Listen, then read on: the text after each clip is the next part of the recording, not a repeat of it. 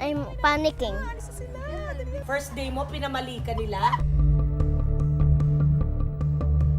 Ayoko na maging social media manager. Papagalitan ako. Hindi ko mapagalitan.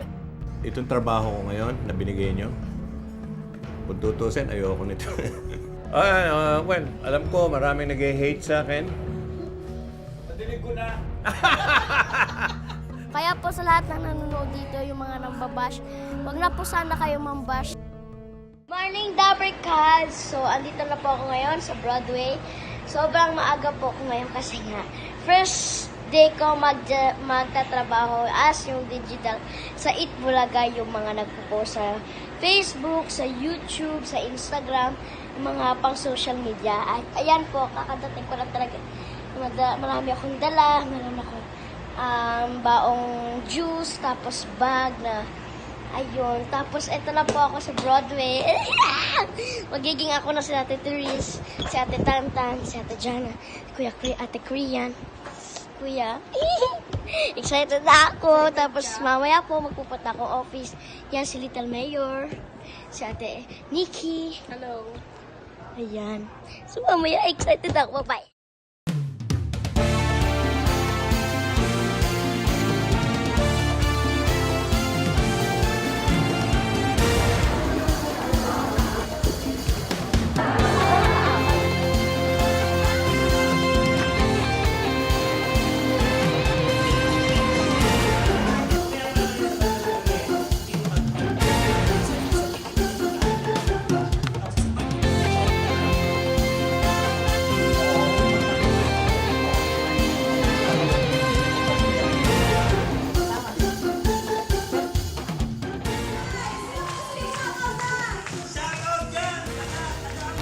Nag-start po ako 2012 sa Little Miss Philippines. Una po, nanalo ko. Ay, tie pala kami no. Tapos, nung semifinals na natalo po ako. Tapos, nag-wild card. Binalik nila ako, tinawagan po ako. Tapos, grand finals, ako na nanalo. Riza May Dizon, candidate number 9. Congratulations. Masaya po ako nung nangyari yun. Kasi nga, gusto ko maging artista. Natupad na yung pangarap ko. Nag-audition ako po sa Santa Maria, Bulacan. Sobrang dami, sobrang pila, madaling araw, andun pa rin. So, nasa 2,000 ako noon po. Ang mga judge, sila Tita Ruby, Ate Pat, Kuya Rod, super bass. Tapos, nakatube ako na orange, skirt na blue, wala kang shades. Tapos, naka-heels po ako. Tapos, ayun, nag-split pa ako. Ay, Diyos ko tayo. Memorable? Yung nanalo po ako, syempre. Tapos yung mga trip sa ibang bansa, tulad ng Canada, nag-show kami. Sa Japan, sa Hong Kong. Syempre, yung Riza May Show, memorable din po yun. Ako po ang naging smallest, youngest TV host. Kaya memorable sa akin yun. At saka lahat po ng mga naggawa ko dito sa Itbulaga. Ano po, si Tita Susan Roses, kasi pinagluto niya kami ng paksi, tapos pumunta kami sa FPJ Studio. Marami pong iba sila. Tita Nora, Tita Vilma Santos.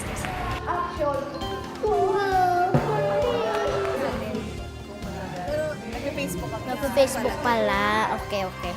Ginagawa ng social media manager. Siyempre, sila yung nag-upload po. Nagpupunta ng office para mag-edit. Magpipicture sa studio, dun sa studio. Tapos, i-upload, tapos magla-live. Ang dami nilang ginagawa na kaka-excite.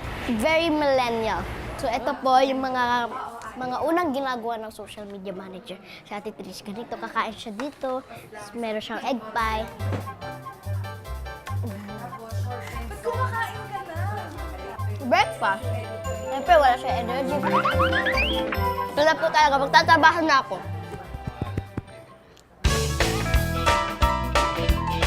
Ayan, ito po si Kuya Carl. Kuya, introduce yourself. Hi, I'm Carl. Wow. Ate, ikaw magsabi. Hi, I'm Krian. Ate, Hi, I'm Jana. Hi. I'm Therese. I'm Therese. Hi, I'm Reza.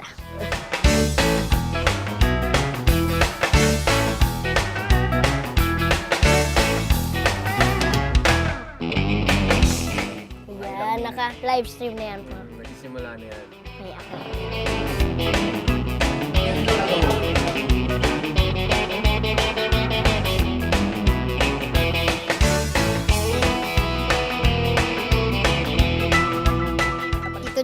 oras na. Good morning, Tito Joey. Where na you? Dito na po me. Working. Pasok po ba you? Let's go, Tito Jo. Baka nag-text siya si Tito Jo. Nag-text siya! Papunta na! Hi po, DJ Jace! Ate, please listen to your new social media manager. Ako po. Opo, yes. Mamaya po, abangan namin. So, mag-FB live po tayo, tapos sasagutin niyo yung love problem nito, si Jerica. Okay?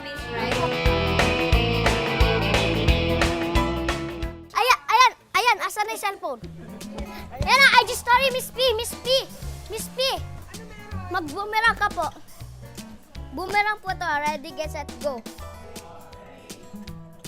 Okay. Thank you, Miss P. Ayan, first honor po si Miss P, ha?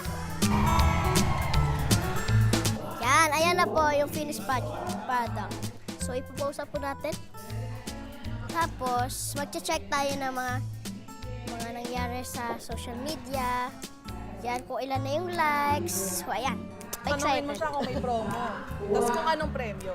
Okay. Yes. Saan lalabas yung promo? Okay. Ate Kali? Saan ko isusulat? Mayroon po bang pa-promo ngayon si Nanay Nunal? Ang pa-promo ni Nanay Nunal. Wait. Ate? Walang ballpen. Ito. Ayan, ito ate. Saan ko pwedeng isulat? Game. Ano po pa-promo ngayon? Ang ni Nanay Nunal ngayon ay plancha.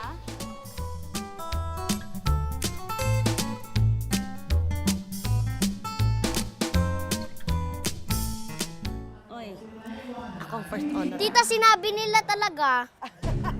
Mali kayo, no? Ay! Mali ang po. Diba? First day mo, pinamali ka nila. Ayoko na maging social media manager. Papagalitan ako. Hindi ko mapagalitan.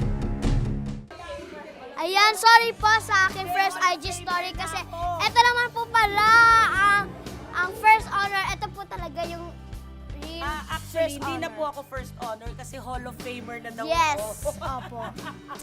Yan, sorry po kung nagkamali. Admin Riza, it's your fault.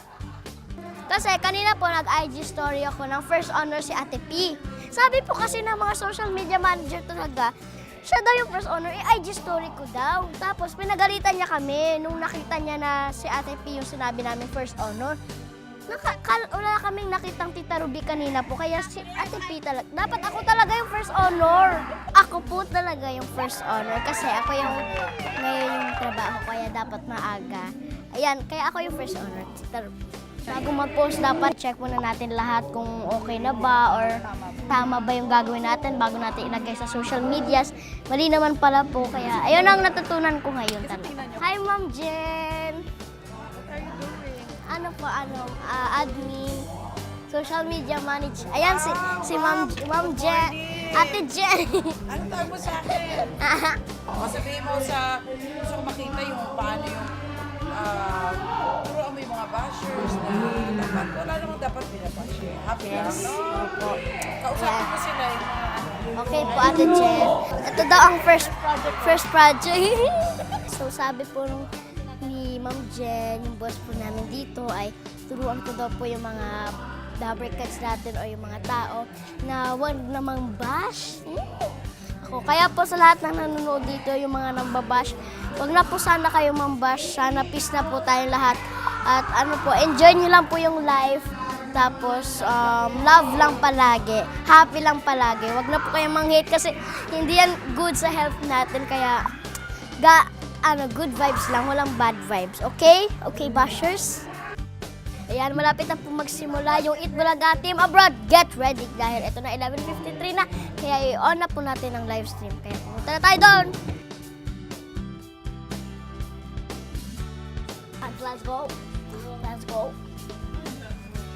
Ayan, dito si Kuya Carl. So, ayan na yung live na feed. Pero Yan. syempre, hindi pa natin pwedeng pakita yan. Apo. So, ang gagawin mo, Punta ka sa T-card.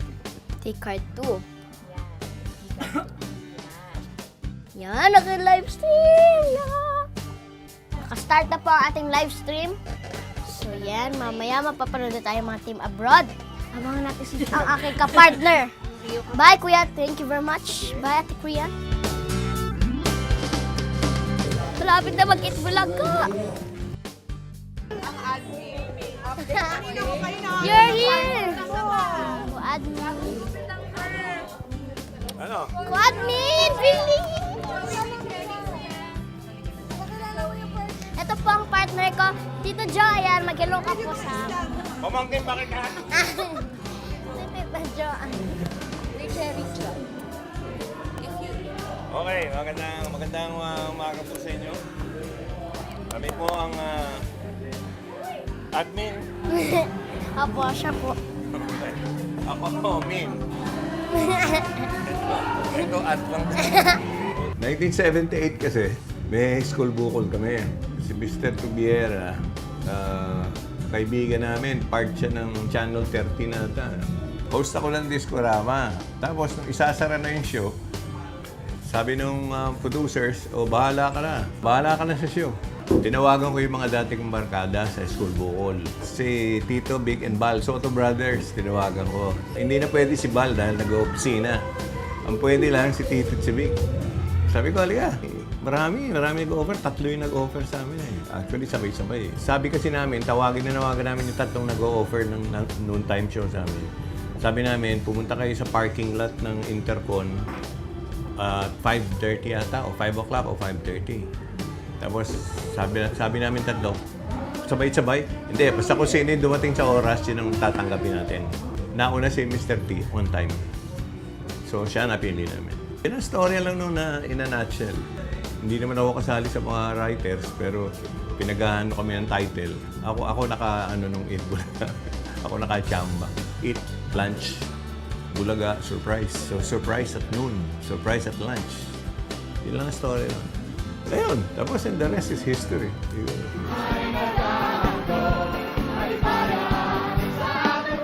Masarap din gawin yung trabaho ng ibang mga kasamahan namin dito. Actually, nung unang panahon, kami rin yun eh. Yung 5 lang kaming host. Kami rin yung katulong na ng mga skeleton na force ng writers. Pero, kailan wala nang nakasulat na idiot board. Kami na yung idiot, pare. Kami na yung board, kami na yung idiot.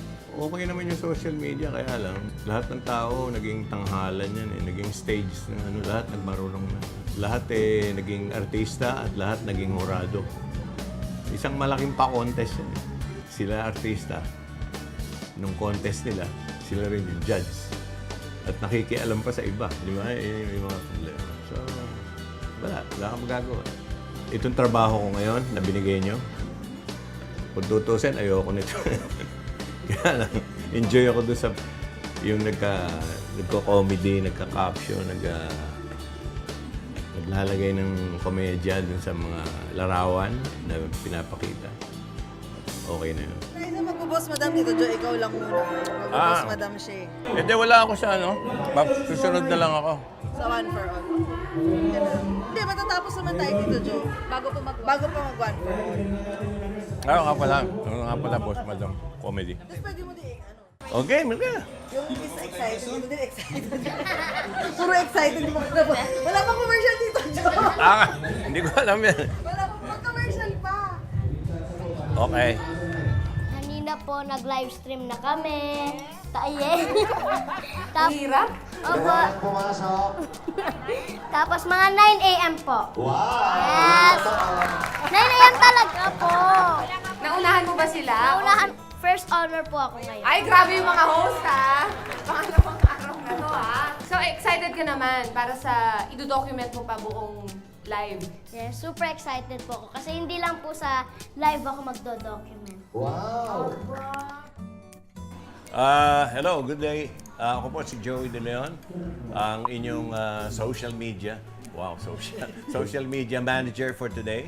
At kasama ko rito ang mga nagkagandahang mga DJs din.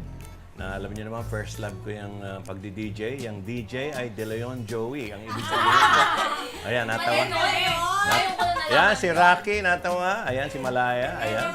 At ayan naman si Laika. Ayan. Okay, may mga problema dyan, alam ko. Okay. Shout out. Ano ba ang shout out? Oh, yung binabasa. Okay, ang lilit eh. Hey!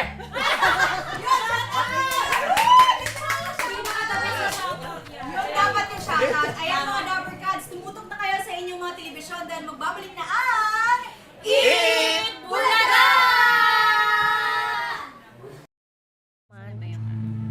Ba't wala na? 3 na lang, para mas madali. 3? Command shift. Ate Tay, anong video po ba yung sa probinsya or yung interview? Siya nila, yung kanilang, Okay. oo. Okay.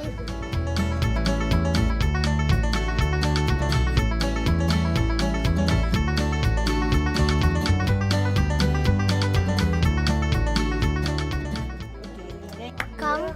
Welcome. Kaya mo ba yung Facebook? Yes, sure.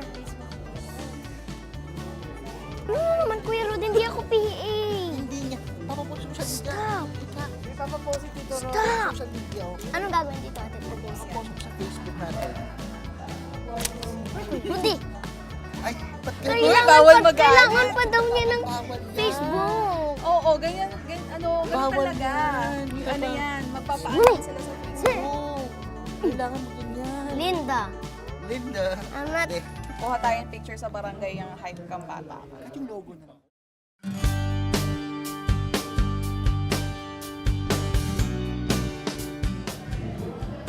Nakakaagaligaga.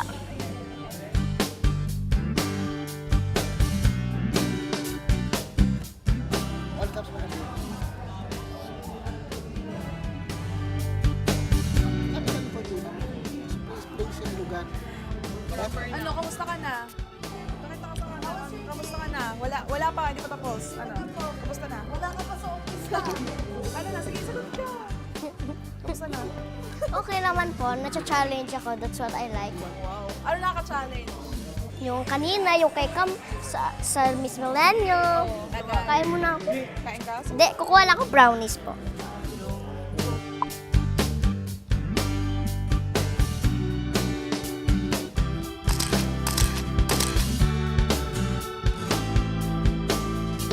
Ayan mga DJ Jace! DJ Jace! Ah! Okay. Paki-shout out nyo nga. Basta yung mga nag-OOTD ha. Opo, ano po yung outfit? Option ko, gumastos naman kayo. Puro kayo exchange deal. Perfecto! Ay, nag-error na. Kayong mga girls ng Itbulaga, puro kayo OOTD. Dapat sa inyo, OOAD. Dat. May problema po. Oo, eto. Gumastos naman kayo, sabi ko. OOAD, Outfit of Exchange Deal. Ayan, lagay mo. Social media manager mo today. Babagsik akong social media man. Ayan po. Anong caption dito? Ito yung mga pictures na kinuna ni Raisa kanina. Ang papel, siya taga-kuha. Ang Siya po papel ko taga-kuha. lang yan. Anong caption dito? TVJ. Lagay mo. Chongo, Vic, and Joey.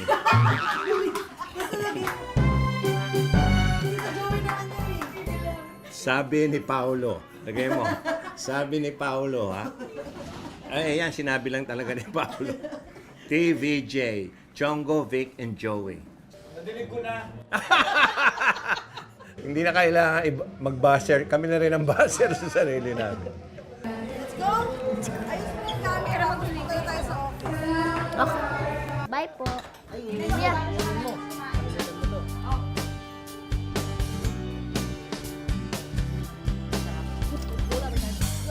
Bye-bye po. Love. Bye, love. Bye, ma-arch. Papunta na po tayong sa service. Going back to tape. Office.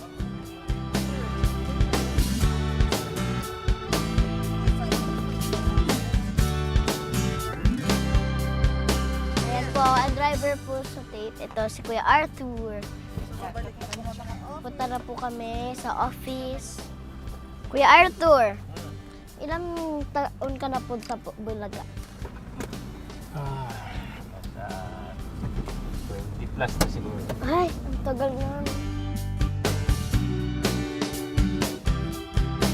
Ate Therese, malapit na po ba tayo? Yeah. Malapit na ba tayo, ate? Malapit na ba tayo, ate?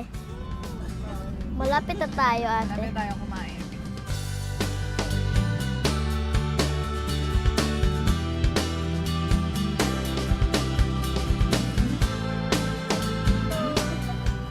So yes, let's go eat some lunch.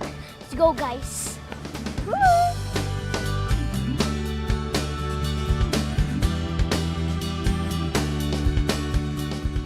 Yummies! Ayan na, kakain na po tayo.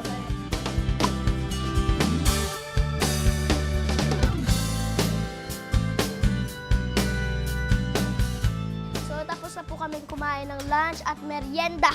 Yan, kitang-kita nyo. There's a fish inside. There's a lugaw inside. There's so many inside.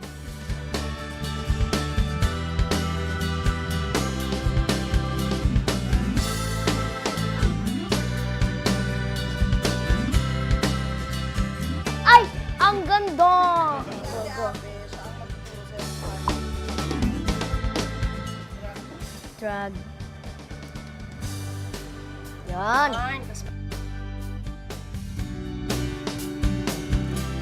Ang ganda! I'm so proud of myself.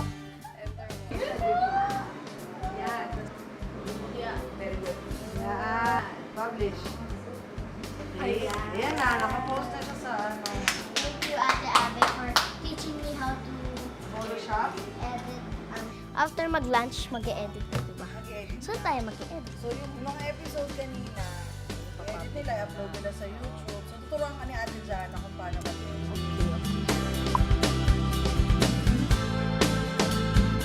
Dagdag lang natin yan dito yan. Ano, nakakat na yan. Hirap. Madali lang.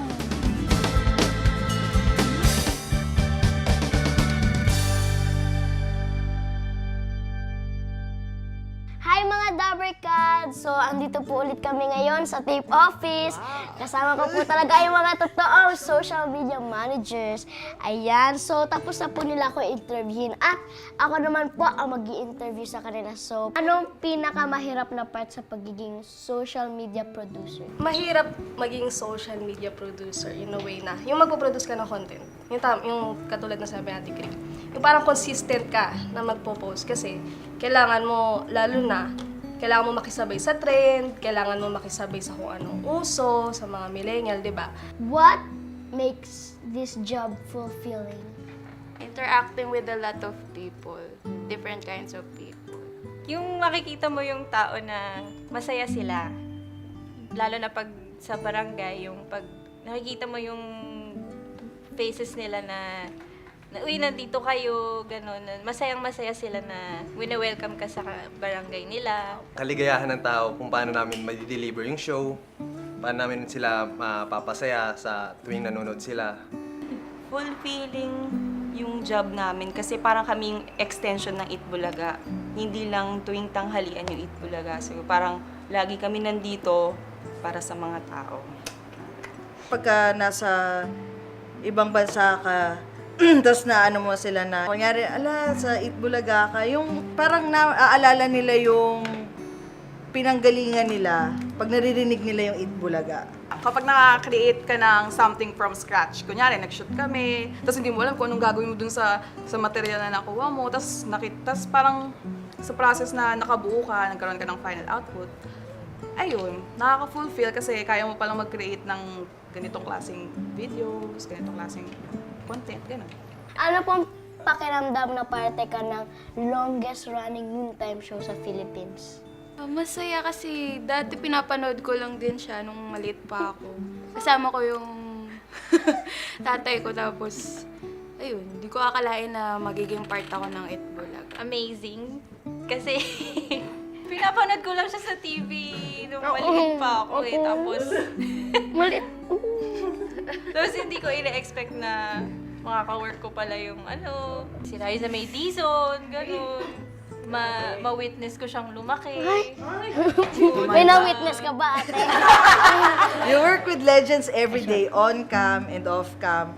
Sila Mr. Tuviera, sila Ma'am Jen, sila Ma'am Maluna. Talagang matututo ka ng maraming bagay. Ang sarap ng feeling na yun yung mga nakakasama magtrabaho araw-araw.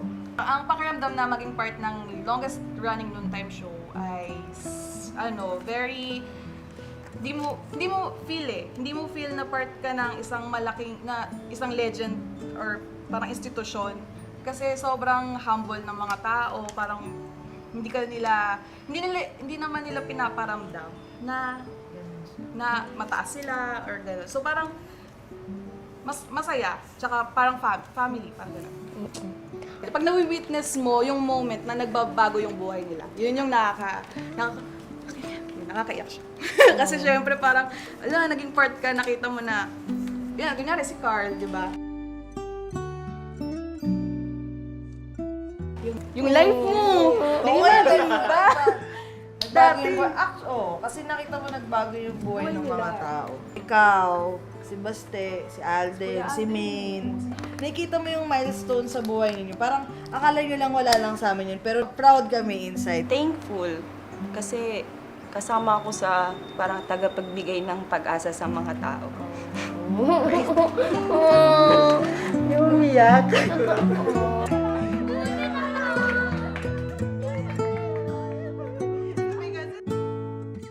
Hindi lang pala po pagpo-post yung ginagawa. Kala ko yun lang yung ginagawa nila pag nakikita ko sila. Pero marami pa palang iba. Meron pa silang e-edit sila sa YouTube, meron pa sa Facebook, sa Instagram.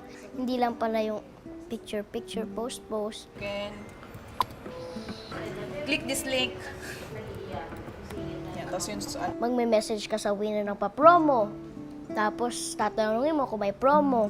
Siyempre po, merong pagkakaiba yung magpo-post ka sa sarili mong account at saka dun sa account ng Itbulaga. Kasi sa sarili kong account, yung iniisip ko lang yung anong ka-caption ko para sa sarili ko. Pero dun sa Itbulagang account, mahirap kasi lahat po ng Dabricans kailangan lahat yun kasama sa caption. So, mahirap mag-adjust kanina po, pero kayang-kaya naman namin. Dapat matuto po tayo mag-work under pressure.